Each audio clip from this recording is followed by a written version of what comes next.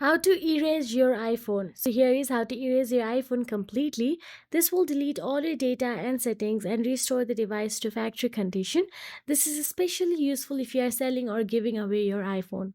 So let's get started. First of all you have to do is open the settings app from your iPhone's home screen.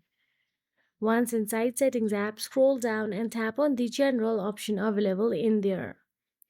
Once you tap on the general, all you have to do is simply scroll down till the bottom and tap on the transfer or reset iPhone available there. Once you tap on the transfer or reset iPhone, you will get to see erase all content and settings option available. Tap on it.